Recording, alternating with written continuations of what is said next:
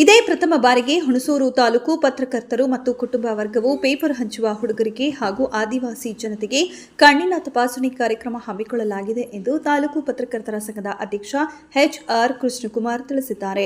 ಎಲ್ಲರಿಗೂ ನಮಸ್ಕಾರ.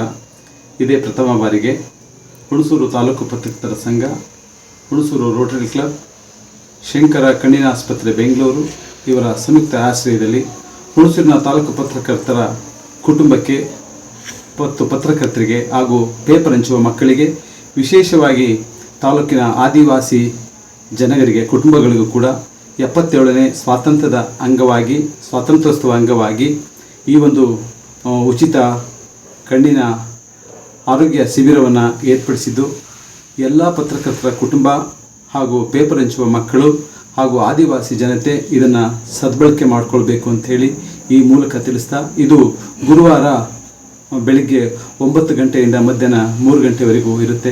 ಇದರ ಸದ್ಬಳಕೆ ಮಾಡ್ಕೋಬೇಕು ಅಂತ ಕೇಳ್ಕೊಳ್ತಾ, ಈ ಕಾರ್ಯಕ್ರಮದ ಉದ್ಘಾಟನೆಯನ್ನು ತಾಲೂಕಿನ ಗೌಡಗೆರೆ ಮಠದ ಗುರುಲಿಂಗ ಜಂಗಮ ಮಠದ ಶ್ರೀ ನಟರಾಜ ಸ್ವಾಮಿಗಳು ನೆರವೇರಿಸಲಿದ್ದಾರೆ.